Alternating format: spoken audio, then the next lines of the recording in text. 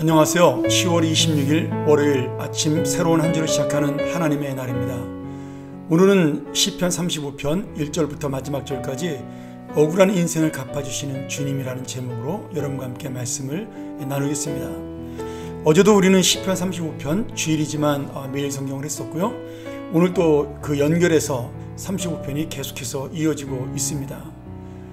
오늘 이 시편 35편을 우리가 보통 탄원시 이렇게 부릅니다. 시편은 여러 가지 종류가 있는데 그 중에 하나의 주제를 가지고 있다고 볼 수 있죠. 억울한 일을 당한 사람이 하나님을 향해서 호소하는 그 기도, 그러한 시를 우리가 탄원시 이렇게 부르고 있습니다. 우리는 보통 이 시편을 다윗이 지었다고 볼 때 아마도 다윗이 사울왕에게 쫓기는 그런 도망자의 모습일 때 이 시를 지었다. 왜? 억울하게 누명을 쓰고 반역자가 되었으니까 하나님 앞에 탄원시를 드린 것이다. 이렇게 볼 수도 있고요. 또는 다윗이 왕이 된 다음에 반역이 일어났을 때 그 반역자들에 대하여 하나님께 탄원하는 그런 시라고도 볼 수가 있습니다. 정확하게 어느 시기에 이 시를 지었는지 우리가 알 수는 없지만 분명히 다윗이 어려운 일을 만난 것 때에 하나님 앞에 탄원하고 호소하는 그런 내용들이 담겨 있는 것은 분명합니다. 사실 우리도 다윗처럼 이런 일을 경험할 때가 있죠. 이 세상의 많은 일들이 겉으로 드러난 것만 본다고 하더라도 공평하고 또 정직하게 처리되는 것만은 아닙니다. 실제로 내가 정직해도 또 다른 사람들이 나를 정직하다고 인정하지 않을 때도 있는 그런 억울한 일을 만날 수가 있습니다.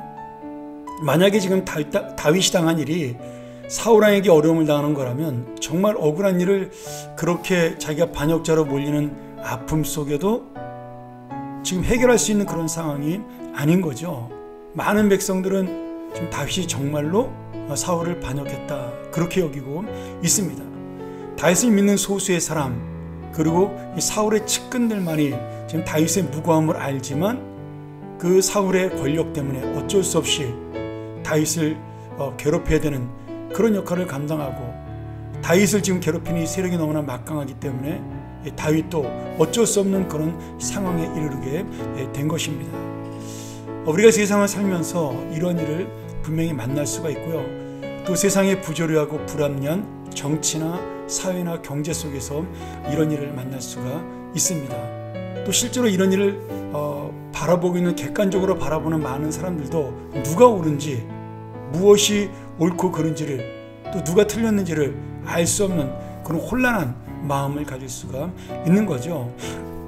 이때 다윗은 자신을 괴롭히는 세력이 너무나 막강히 있기 때문에 할 수 없이 하나님밖에는 이 문제를 해결할 수 없기에 하나님께 탄원을 드리고 있습니다. 이 말씀 전체를 우리가 쭉 보면 쉽게 말하면 이런 얘기죠. 하나님 나의 원수를 갚아주십시오. 그리고 나를 괴롭히는 저 악한 무리들을 하나님 심판에 달라는 그런 내용들이 주류를 이루고 있습니다. 그런데 현실은 그럴 가능성이 많지 않다는 겁니다. 그래서 다윗은 계속해서 내가 이 어려움과 고통을 주님밖에는 호소할 데가 없다라고 그렇게 말씀하고 있습니다. 그러니 지금 상황이 나아지지 않는데도 불구하고 또 다른 사람들이 자신의 옳고 의로움을 인정해 주지 않음에도 불구하고 오직 하나님께만 내가 호소하고 있다는 것은 다윗의 놀라운 신앙이라고 볼 수가 있는 거죠.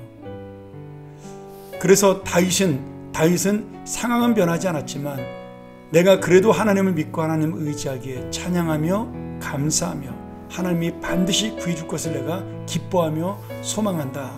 이런 말씀들로 마지막 고백을 하고 있습니다.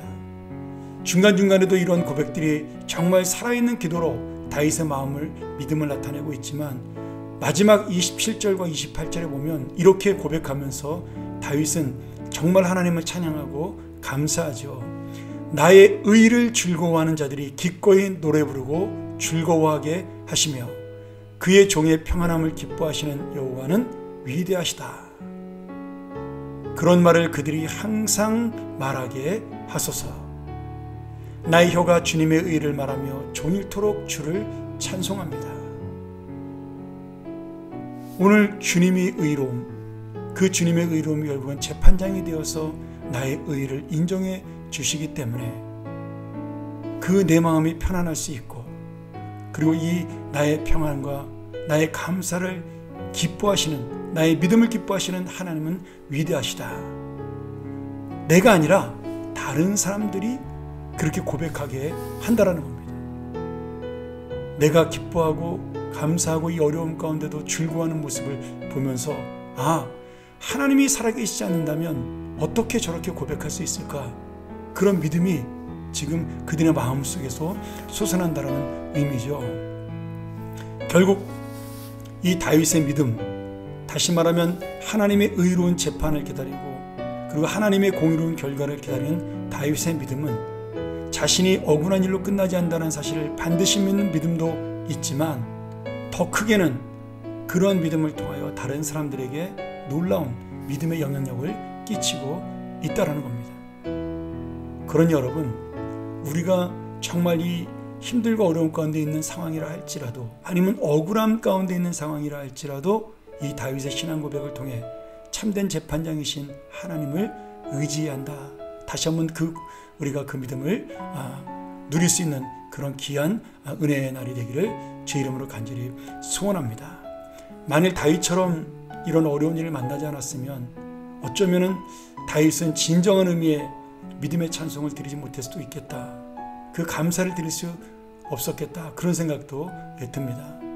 그런 여러분, 오늘 우리의 삶 조금은 억울하고 조금은 힘들고 그리고 조금은 불평이 생길 만한 그런 상황 속에 있더라도 하나님의 의를 기다리고 또 기다리면서 오늘 내가 주님의 의를 종일토록 말하며 찬송합니다. 오늘 나의 혀가 주님의 공의를 고백하며 하루 종일 내가 주님을 감사하며 찬송하겠습니다. 기뻐하며 찬양하겠습니다. 이 고백이 오늘 나의 고백이 되기를 주 이름으로 간절히 축원합니다. 함께 기도하겠습니다. 하나님 아버지, 오늘 나의 이 믿음을 통하여 내가 기뻐하는 것으로 끝나지 아니하고 다른 사람들까지 주님의 살아계심을 찬양하게 하심을 감사합니다.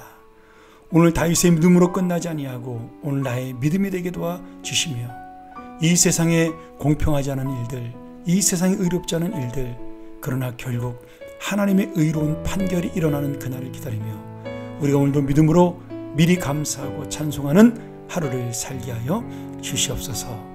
예수 그리스도 이름으로 간절히 축복하며 특별히 이 한 주간을 시작하는 우리 모든 성도들을 하나님의 은혜 가운데 맡기며 예수님의 이름으로 기도하옵나이다. 아멘. 오늘 다시 한번 이 말씀 기억하면서 우리가 묵상으로 기도하며 마치겠습니다. 내가 힘들고 억울한 일을 만났을 때 오직 내가 호소할 곳은 주님밖에 없사오니 주님이 책임져 주시옵소서. 주님이 함께하여 주시옵소서. 우리 함께 기도합니다.